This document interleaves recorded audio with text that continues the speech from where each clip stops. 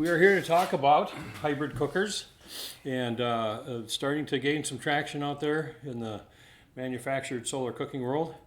And Dave Chalker gave me an incredible discussion of that 3 years ago in June when I was here on his farm. And for the class, we'd like to talk about the advantages of hybrid solar cookers and maybe a little bit of the story of how you came about acquiring them and redesigning them for the ugly model. So take it away. Let's start with the advantages as you see it, because that's going to be the heart of the matter for the class. Yeah, the advantages are reliability, convenience. They function just like any solar cooker. The sun's shining, they're a solar oven, but when it gets cloudy, overcast, partly sunny, which would cause a typical solar oven to have fluctuations in temperature, because when the clouds come over, the oven will cool. The hybrid oven solves that problem. And how it solves that problem, it gives you a secondary heat source, which is electric, and it works just like your house oven. Yes. So in my case, we designed it to be low wattage, so it can be off-grid. People that have their own systems, these need at least 500 watts. And over time, it'll cycle on and off. And I've done shows where at the end of the day, I will have averaged 100 watts. Some hours I don't use any electric at all, and then there'll be times where it'll kick in, but on average, it just works out to about 100 watts, which is really, really minimal. During that whole time, it's cooking. The whole time it's cooking, yes. Yeah. Yeah. I mean, the food tastes the same as if it was done in a solar oven, whether it's used as an electric oven. The hybrid actually just kind of puts it in a new category, which makes it a modern appliance. It kind of, solar cooking has always been kind of put into that category of a novelty. I always took it a little more serious than novelty, but a lot of folks kind of think of it that. But once you add an electric element, it's a little more serious. And like I said, it puts it into an appliance category. Sure. Pure 24/7 cooking. Yeah. I know I can say how many people have said the big objection is, well, what do you do at night? What do you do when it's raining? Exactly. What do you do? Well, you don't have to worry with this at any time. You gotta. And that is solved by the backup. Yes. So I've always promoted the hybrid oven. I mean, when I manufactured, if somebody requested a solar only, they must have had a specific reason why. I would make them. I never refused anybody. Sure. But for all these years, I've been promoting the benefits of the hybrid oven. I think it just moves, like I said, it moves it into a new category, pushes the technology forward. And there's no reason why you can't blend two technologies together. I mean, the reason you cook in the first place is to have your food done. Yeah. And it just takes one failure sometimes. Somebody trying solar cooking for the first time, it's not what the end result was not what they expected, and so they give it up, or they don't. Anybody mentions solar cooking in the future, they're quick to talk about their failure and not their successes. So the hybrid oven tries to always talk about success, always talk about got the food on the table, fed the family, everybody's happy. Sure. And I always got to repeat the Faro story, where this Faro, which is known for sunny climate and days, and the solar cooking conference there, Console Foods, and there must have been 2 hours of pure sunlight and then spotty cloud sun, but mostly, actually, half the time it seemed like it was raining. Yeah. And so the only cooking that was being done with the ugly, right? You had the ugly hybrid. We cooked a birthday cake for one of the people. Yeah. But yeah, so Faro had 340 days of sun in the 3 days of the conference. I was the only one. Yep. And which was good, because it's hard to talk to somebody about electric when the sun's shining. Yes. Because the oven's working like a solar oven, like all the devices that were there. And there were easily 100 from all over the world. Yeah. But they just sat in the yard and they weren't doing anything. Yeah. And I was able to do a birthday cake, and I think it enlightened the people at the conference what this product really is. I encouraged the group to go out and to think about hybrids and try to incorporate it into their products. And I did have some good responses. A gentleman in South Africa produces a hybrid. Yes. And GoSun has a Fusion that's a hybrid. So it's slowly gaining acceptance. There's been some very serious academic papers that have been written about the hybrid oven, which is good. Spreads the knowledge, spreads the information about the technology worldwide. So, and that's really, to me, that's a huge success. Absolutely. Yeah.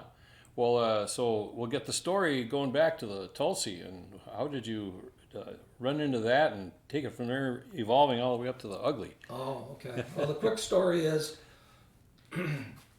I solar cooked for many years, and we just got a home computer, and so one night I was typing in solar ovens, solar devices, and at the time, the Cook It showed up. Sure. The Hot Pot showed up, and Sun Oven showed up. They all had websites, and that was pretty much repeat. And then there was a lot of do-it-yourself websites. Sure. But I kept going back, and I must have went back, I don't know how many pages, and I came across one that said hybrid oven, and I go, oh, that's different. And for whatever reason, I think it. I opened the website, I looked at it, and it was a company in India. And there were 12 hours difference. It was about 11 o'clock, so 11 in the morning there. And I called them up, and I talked to the owner's daughter, who was there at the plant helping out, and she was went to the University of New Delhi, and her English was, excellent. So I talked to her, and I ordered 2 ovens, and they shipped them over. Homeland Security, or Customs at the time, it wasn't Homeland Security because it was ripped one apart with a knife. Oh man. Ruined it. Put a sticker on it. And let the other one go untouched. And so from the one that was untouched, I used and got excited about it, saw the benefits of it. Because in New York State in the summertime, from start of summer to the end of summer, you're talking 16 weeks. And a really good summer is 13 weekends. And 3 weekends will be rain out or too cloudy to solar cook. And so the hybrid oven allowed me to start earlier in April and cook all the way up, and it gave me many more weekends that I could get it out in the yard and cook food with it. So it really was, to me, an eye-opener. And I did some marketing and so forth, and then eventually I called back to the factory and asked if I could come visit them in India, and they said yeah, and I told them why I wanted to be their distributor in the United States, and would they be interested in that. So I went to India, met the owner, met Nayarka, the daughter that I'd spoke to, and at the end of the meeting I came back with exclusive rights to the United States to sell the Tulsi. The initial ones were made with glass in the back. I did some early survey work, and I interviewed some people. Would you want a cooker with glass or a reflector? And almost everybody said glass. But once they saw the glass, then they started thinking about, oh, glass breaks. You mean the glass on the lid? The glass on the lid. Okay, and that's actually a mirrored glass as a reflector? A mirrored glass, yeah, right. Originally.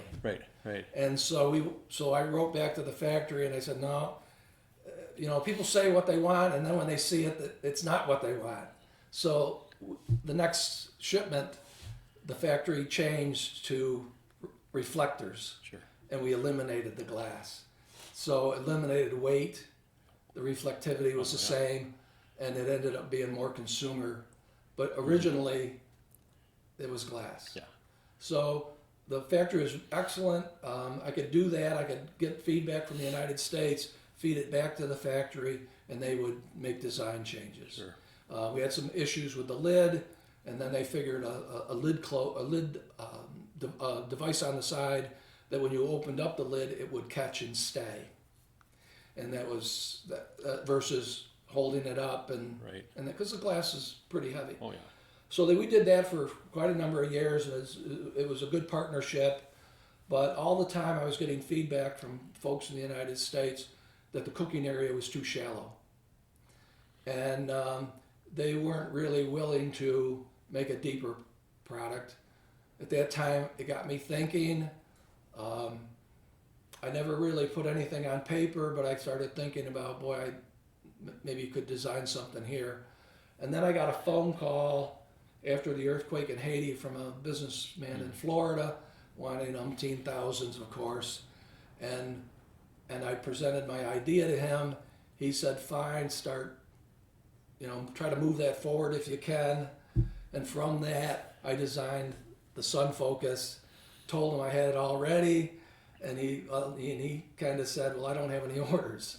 So it was like, can you do this? And I said, yes. And then when I went back, he said, sorry. You were ahead of the curve. Yeah. But I had it designed. I had it ready to go to the market. I had it tested. I mean, I'd done all the work. And so from that gentleman's phone call and my zeal, so to speak, moving forward, I developed the Sun Focus. And the Sun Focus is very rugged. It's made of a heavy-duty plastic. It is a hybrid. It's twice as deep as the Tulsi. The wattage is the same, less than 500 watts. So the engineering of the Tulsi was excellent. Sometimes there was value issues with it when it came over the manufacturing. There was some issues, but with the Sun Focus, that all went away. I designed all those other issues away, and that was 2011, 2010, and up until 2023, I sold them all over the United States. Sure. Yeah. Well, and looking at this and thinking of the Tulsi, you could practically stand on this. The Tulsi, you don't want to stand on it. No. You would cave it in. This is very rugged. I've never had any glass break or anything. But somewhere around 2017, I read an article that California is thinking about maybe possibly outlawing plastic so I started thinking about, okay, could I make a less expensive hybrid in a product that wasn't plastic? Right. And started doing some thinking, and I don't know why. I mean, this is rugged and so forth, but the ugly hybrid came about, and it's made of cardboard, very hard. It's like a mover's cardboard, Oh, yeah. about an inch thick, and has all the same components. All I do is put it in a different case, and then we treat it with a water repellent product. If it was untreated, it would be subject to moisture and so forth. And a lot of do-it-yourselfers will make cardboard boxes, box cookers. They last about a year, and then they're making another one. And that's if they're bringing into their porch every time. Yeah, They don't it forget. doesn't get rained on. Yeah. Yeah, because they don't typically weather treat them. Yeah. They just insulate them and so forth. So the ugly hybrid came about. It's easy to put it in three colors. I think there's blue and there's red also.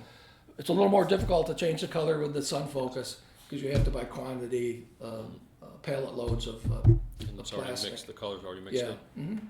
Yeah, but so that kind of what I did. I set up a business. I imported for a while. Then I designed and started manufacturing my own ovens, and I did that for many years here in the shop. And the hybrid oven, like I said, isn't really any different than a regular oven. And for the folks out there, if you think about solar cooking in all categories, a panel cooker, what I call a panel-bolic, which is the new products that are out that are kind of a lightweight panel cooker with a parabolic shape. Then you have your box oven, you have your parabolic dishes, and then you have your vacuum tube cookers. And then you have, from the box cooking category, you have this hybrid. So that's kind of much the whole spiel.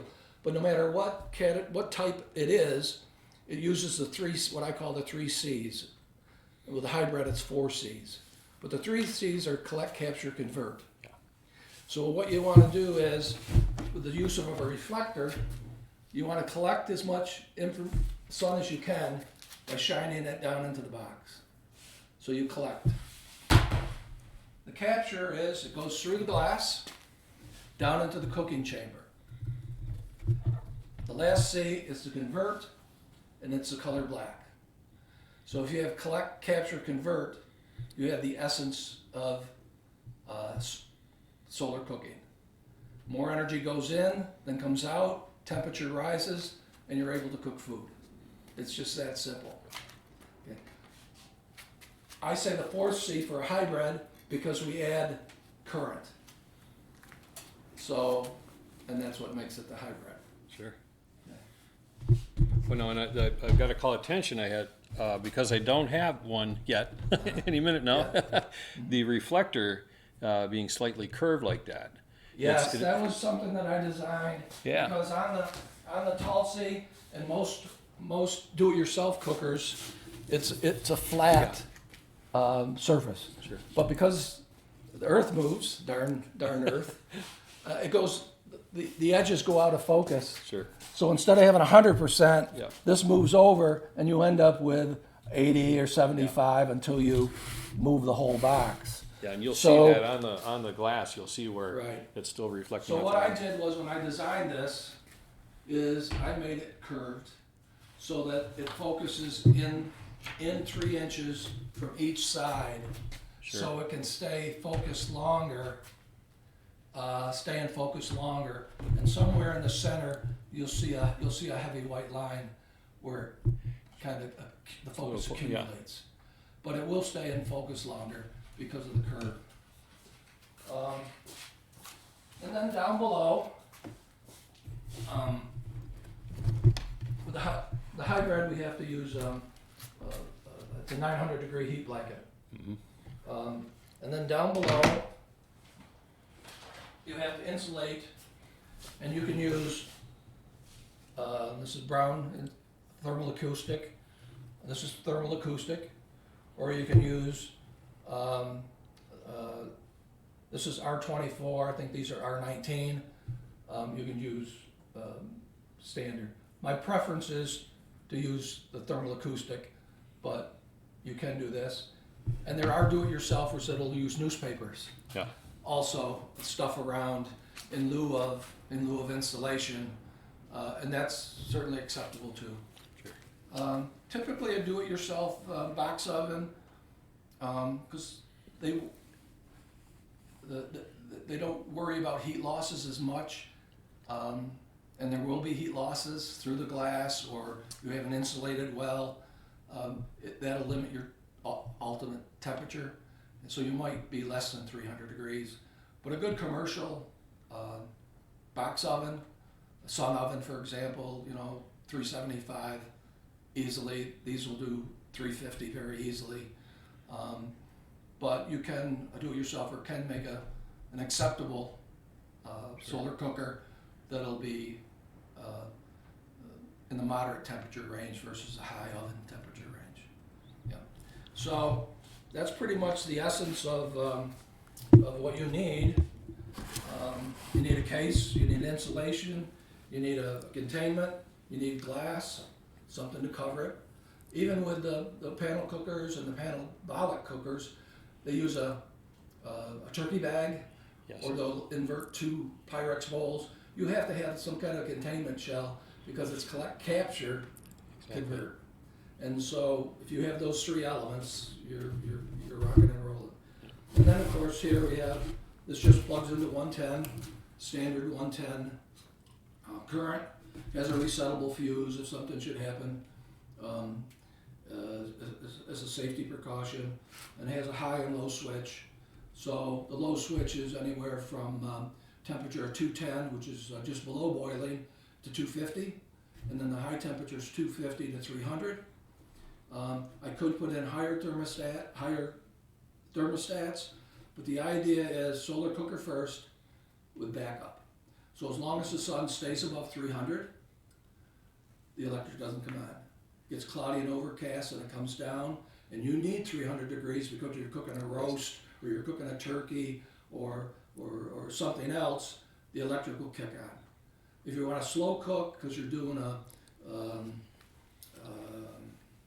stew, or something that you want to cook slow and long duration, then you'd put it on a low setting, and it'll fluctuate between 250 and 210.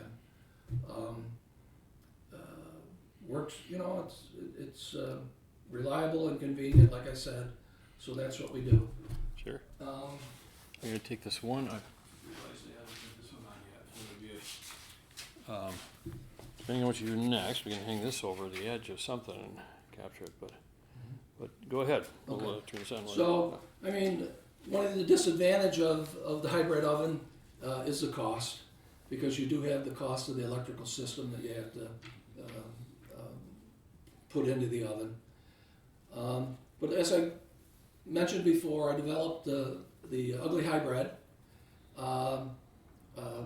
as a lower cost alternative to the premium Sun Focus that we were producing. And when you're in the divines phase and you're kind of in the unknown regions, and you have the product, you have to decide what you're going to call it. So I have to give my brother credit. He said, because it's only a box, he said, and you compare it next to the Sun Focus, he said, Dave, he says, that looks pretty ugly. And I said, well, that's going to be the name of it. It's going to be the Ugly Hybrid. And at first, I think the consumers didn't like it, but now I go online and I type in hybrid oven, and I find more searches for the Ugly Hybrid than I do the Sun Focus, and the Sun Focus has been around almost twice as long. Yes. So I guess having a catchy name does have its advantages. So, like I said, it's an economy version versus a molded plastic version. Both work the same, and as of the end of the year, Luther, as you know, I no longer am producing them, and I do want to tell the people that might be looking at this adventure has been rewarding to me. The places that it's taken me, the people that I've talked to. I never knew when I got an order where the next oven was going to ship, and I'd open up an email and I'd see it's going to a university, or it's going to a college, or it's going to a elementary school, or you know, anybody across the United States. And it was always rewarding to make them, get feedback once in a while that the people enjoy them. And I wouldn't change, and I have no second doubts that I made the decision to go into the solar cooking industry. Yeah. It's just been that rewarding to me. And I encourage anybody that wants to follow in my steps, think about hybrid ovens. I know it's a little more challenging when you think about putting in an electric element, and how you're going to configure it and so forth. But if you have those skills, if you're an engineer at home and you're a do-it-yourselfer, go a little beyond just making a solar oven and try to make it a hybrid. And I think you'll find that 24/7 capability of cooking food will more than enough reward the time and effort that it takes to do it. Yeah. Well, and I see it as the direction any new cooker maker should try from the get-go, for several reasons. The first is that most common objection. What do you do when the clouds roll in? What do you do at night? Right. Can you cook with it at night? And of course the answer is not with pure solar energy, no. And so and you could call it a backup or the auxiliary feature, but it makes it a 24/7 appliance. And you've expressed that already. The other one is in countries where we consider them really poor, but they are starting to electrify with microgrids and their own household Right. just grids with solar panels. And a battery could probably take care of a very minimal solar cooker for those features. Yeah, because it's so low wattage, Yeah, and you just need an inverter to change it from DC to AC. yeah, And if you are in a 220 country, 220 country, you just need a converter. Right. And I have shipped these overseas, and that's what the people use, and it changes it from 220 to 120, and it's fine. Do you include a converter with the I shipment? do send over a travel converter. Sure. Yeah. There are better ones, I Right. guess, but it does work off a travel converter. And when I did the birthday cake in Faro, that's what I used, and it didn't seem to affect the system at all. Sure. So I'll open this up. This is the one I'm very proud. I have to say I'm very proud to donate this one to Luther and the Thank Solar you. Cooking Museum. But this is the one that I did up. This is how it goes to a customer. And you just want to keep these arms straight, and you don't want to do this. Sure. But And just keep them straight. that little knob you can tighten a little bit to make it. And this just slides up. Yep. And you can adjust, and then if you can, just push this up to the top, and then just tighten it up, and Yep. it'll stay. And as the sun goes down, drop it down an inch or two. Watch the sun hit the glass. You just want to put the reflector on the 2/3 of the front wall.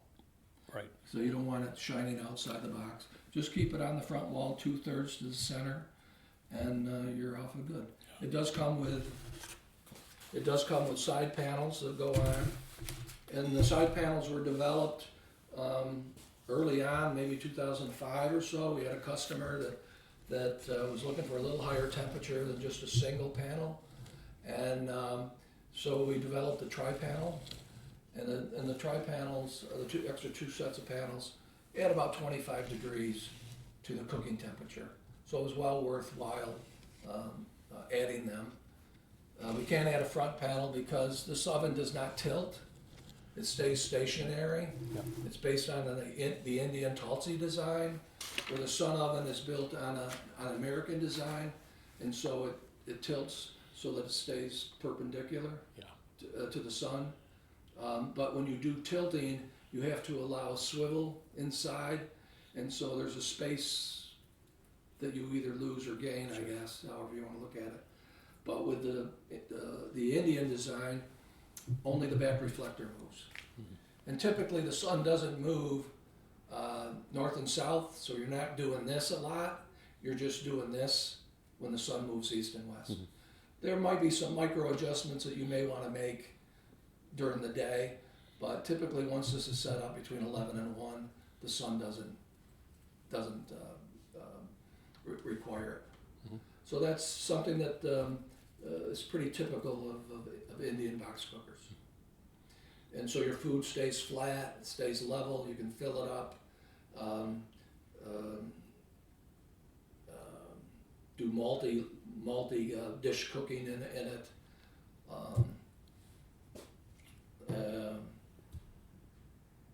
Yeah, so that's pretty much it. Like I said, it's been a labor of love, and the ugly hybrid, I'm just as proud of that as I am the Sun Focus, and they both work fine. Well, I'm looking forward to having it on a table with the Tulsi, the Focus, and the hybrid, or the ugly, all in a row. The evolution that's taken place with some of the same basics, but all the improvements that you've made. And I recall, I'm trying to think of, what did I email you about? The one thing, I think it was the handle, because the glass was so heavy, and I put a little leather strap there to hold it up so I wouldn't have my finger in there and all of a sudden. Right. So, but with that that was the ugly, which has this, it pretty much, it's a flat reflector on the ugly? It's just flat on the cardboard? The ugly hybrid is a flat reflector. Yeah, okay, It doesn't arch, only just the sun focus sure. does. And this is the cardboard that is in That's this. yep, that's what I use. Yep. Okay to move this? Oh, sure, yes. Uh-huh. Here, I can grab it. Yep.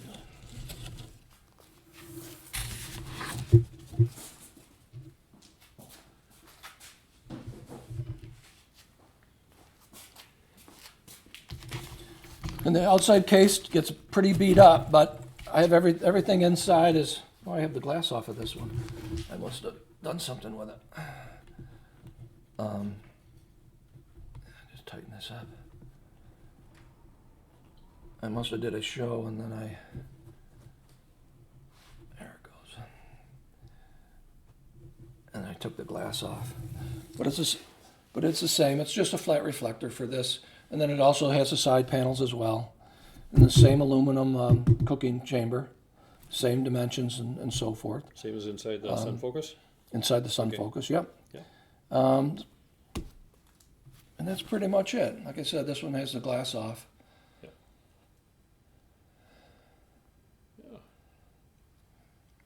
Yeah, I did a show, and I must have removed it so people can see inside it and touch it. And a lot of people that come through the booth, they like to touch things. So Yeah, yeah, it's like a petting zoo. yeah, exactly, Well- exactly. Well, I know that, as I mentioned at Console Foods, I emphasize the point that I think with the future, with any new cooker and even retrofitting old cookers that people are already making, they should really, really seriously consider doing this. It's for all the reasons we just talked about, make it an appliance. There are some proponents that are making a model it will be an appliance, but it looks just like your Amana fridge and costs even more. Whereas this, you've kept the cost down to a reasonable amount that you're able to put back into when you were producing them. So it really encapsulates probably the best shot at getting solar cookers out there as far as I'm concerned. Because you didn't just stop with, okay, the Tulsi, we'll just market it here. No, let's listen to what people have to say, improve it, and make a better cooker. Yeah, you can see how deep that is. Yeah, When the glass is on it, you don't notice it, but that's 6 3/4 inches deep. Yeah. So I think it just fits an 8-quart Revereware sure. without the lid. Yeah, So you can put that, if you were doing a stew or something, you could put that big of a pot inside. yeah. But overall, it's been a great journey. If anybody has any questions, they ever need to contact me, go through you Sure. or whatever, and then send it, and I'm happy to answer any questions. Yeah. I'm retired now, so I'm not in, there's no selling on my part. I'm just trying to inform your class, what's out there, what they can do, and try to, for me, direct them towards a hybrid Yes. of some sort. Yeah, I mean, solar onlys are fine, but it's no sun, no fun. Cold food. Yes. Yes. And I never liked that. Yeah. I always cooked for the dinner, and I wanted it warm, and I was disappointed when it wasn't. Yes. So, and I'm just, it's always my nature. If there's a problem, I try to think of a solution. Yes. So Yeah. that's the way I've approached it. Yeah. Well, and as part of this module, there's 2 or 3 other hybrids of a different sort where they, for instance, use a rocket stove attachment. But along those lines, we'll be including sections for my talk with Patrick Sherwin with the Fusion, which I've used a bunch of times. Carla Ramsdell used it to cook granola when I interviewed her on the Appalachian State University campus. Okay. And it was necessary because we walked onto this beautiful sculpture, and the sun is glinting off the sculpture, and then the clouds just gradually come in. You could barely make out the sun, and so we had to do it, and we did it. And Joe is behind the cameras smelling the granola Okay, I got to get your recipe. So she Okay, does that too. Okay. Yeah. Now both of these ovens here are 120 AC, and they cannot be DC. Okay. Right. Okay, so if you're off the grid, you definitely need, even though they're low wattage, you definitely need the converter. Right. And the reason they can't be DC is the amps would go up too high for the wattage. And so it ended up being almost 39 amps, Yeah. which is what your home oven takes, or your dryer, electric dryer would take. And so in order to keep it, the amps down, lower the amps, safer Sure. it is. Higher the amps, the more dangerous. Yeah. It only takes 3 amps. Yeah. At 110 on electric. Now the Fusion is DC, but that's rated at 150 max watts. So that ends up being about 15 watts. Okay. Or 15 amps, I'm sorry. The 150 watts ends up being about 15 amps, which is no different than AC current, typically. So, but he wouldn't be able to make his DC. He wouldn't be able to use his battery packs, and so for him to make the switch, it's too cumbersome. For me to make the switch, it's too dangerous. Sure. So they're two separate power sources. But again, it's not what the power source comes from. It's that it's a hybrid and gives you that 24/7 flexibility. So it's just a matter of how they were designed, their function, and so forth. He went one route, I went another route, and all the better, I think. All the better that he has a hybrid. More people that have hybrids, it's all the better for the solar cooking market. I think it'll make it more mainstream. Yeah, they are expensive, but as more demand comes in, ultimately the price would fall. Sure. You know, as more units get made and that economy of scale kicks in. So. When I'm thinking of the choice he had to make, because the tube that he fuses the heating element onto is the cooking pan. Yes. Pretty much. I mean, you can put containers in there and so forth, but it largely people can, they'll fry with it and so forth. So maybe maybe that makes DC more of an advantage. I don't know, but it's just to say that there are a couple choices you can make, and potentially you could maybe even make a box cooker where the heating element would be on the bottom rather than just heating up the whole pan, right? I mean, you didn't have any other thoughts about the heating element is on the bottom. Right. And the first time you turn this on electric, the heat will radiate up the sides towards the thermostats. The thermostats are on the side. The floor of that oven will exceed 425 degrees. Okay. And then it'll radiate up. And if you put the gun on the side, the gun might be initially 175, and then it goes to 200, 225, and eventually that 400 degree heat will radiate the whole pan. Sure. And at some point it'll trip off the thermostat at 210 or 250 and 300. The oven will be off, that floor will cool. The second cycle, it'll never get to 450 because it's already heated the sides of the oven.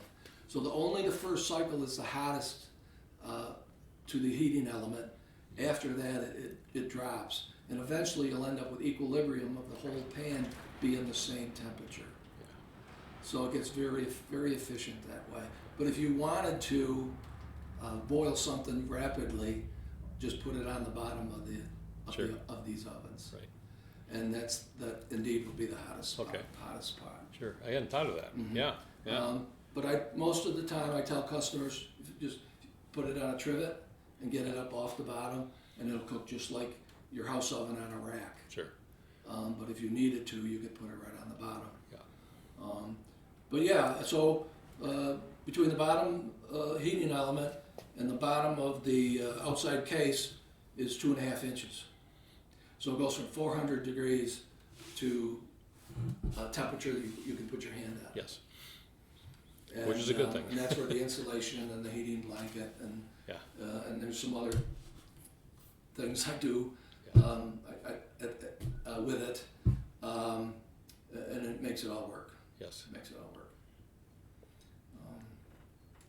I think that's pretty much. I just want to encourage people to try, keep solar cooking, be successful with it. If you fail, tomorrow's another day, and don't give up. You'll enjoy plenty good meals, plenty great meals, and maybe occasionally a cold meal. But think about hybrid ovens, and all your meals will be hot. Yes. All right. Thank you so much. Thank you. Except for a second time. Thank you. Yes. Be a little encore episode as well as part of the class. So yeah, fantastic. Well, I hope it was going to be okay for you.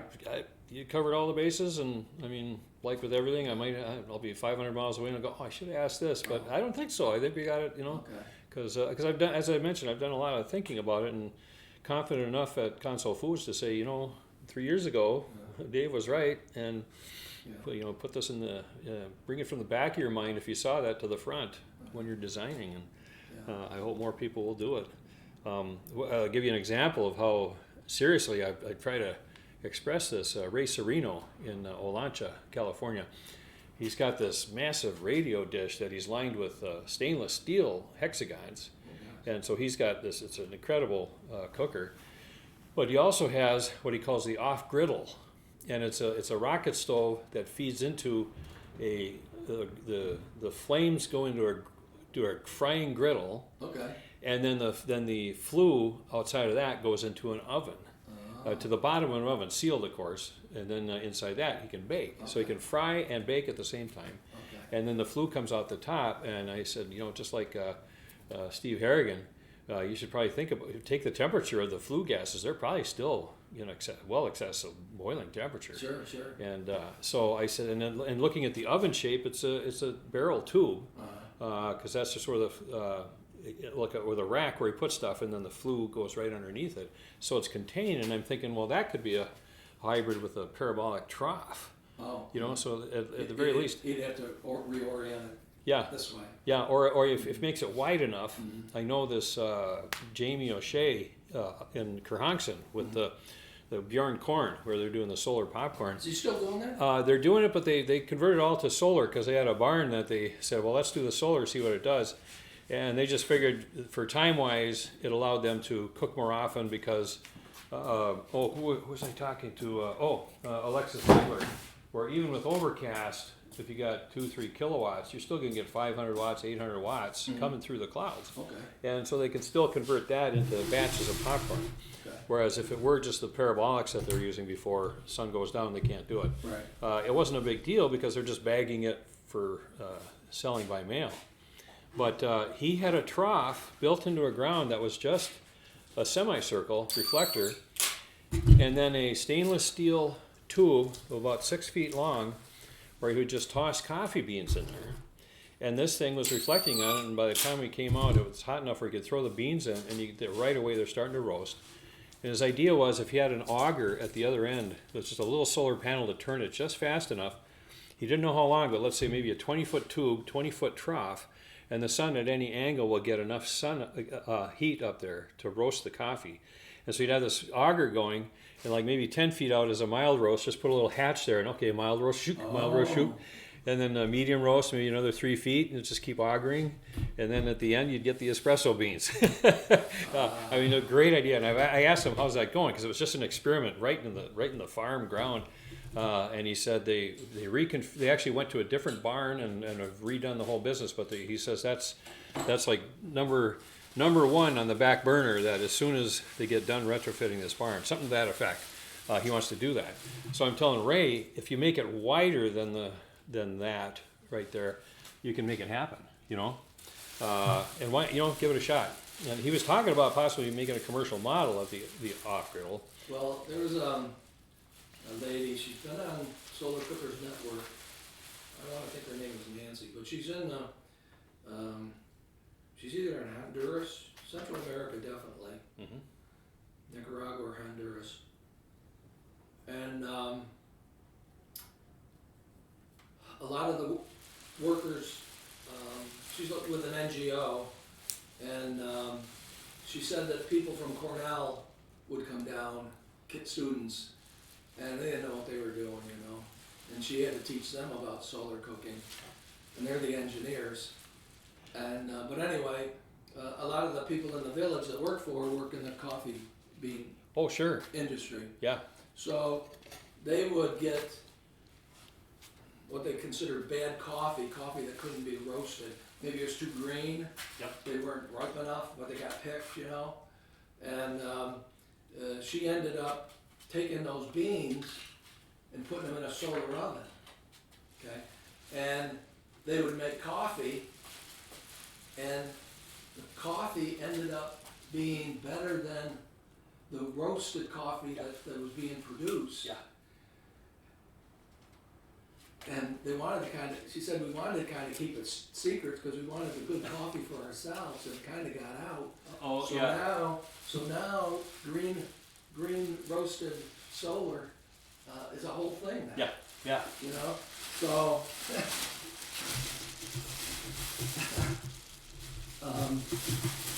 just telling that story. So.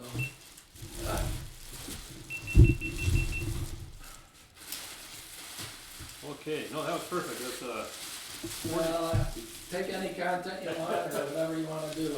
yeah. I don't care. No, it's going to be. You know, the big question for the group was how long. I mentioned this last night. Is like when we said, well, module 1, I had listed all 6 of the major types of cookers. Of course, the big 3, but then also the vacuum tubes, Fresnel lens, and what did I have for the 6th? Maybe a hybrid was the 6th. And Stefan was talking about 90 minutes for each module, and I just didn't see that we could do all 6 in one that way. So the first draft is going to be just what I think. Okay, if I was I'm brand new to this, am I going to learn enough to start cooking and tell my neighbors about it? That'll be my only rule for what I keep. So Now Jennifer uses. I came up with the 3 C's yeah. on my way to Washington D.C. To do a demonstration with Pat McCardle. Yeah. And I don't know why, I was just thinking, you know, thinking, how am I going to explain solar cooking to people? And then I came up with the 3 C's. And, but Mary and Jennifer, they use DARE. Yeah. Dare to solar cook. I don't quite, something about the last E is for eat or something. Yeah, eat, energy, they said it could be environment, and Yeah. that starts to get a little esoteric. I passed it along to Julie Green many years ago, Pat McCardle years ago. I don't know if they ever used it, but it's just a very easy way to understand, capture, convert. Yeah. This black plastic bag came about way back when I had the Tulsi hybrid. It came all the way from India. And I used to check every one, make sure that they were okay. I'd open up the box and then I would close the box, you know. Yeah. I sent it out to a customer. Oh, this is used. Yeah. I want to return it. What do you mean it's used? I just checked it. I came off the ship, you know. Yeah. Well, it's all dusty. And I go, well, I said that's true, but let's see. After that, when I opened them up and checked them, I put them in a black bag. Okay. And I never had any other issues. And black bag cost me all the 10 cents or something, you know. But again, it was a problem with a solution. Yes. Yes. And that's what. Do you have like a log of all these concerns in one place? No, That's, no. I just No one ever does. It's talk to not- people, yeah. and the story just kind of comes back. Okay. Cause it's just a classic, what you've done is it's a continuous quality improvement mode. That's what it is, you know? Yeah. So few people do that.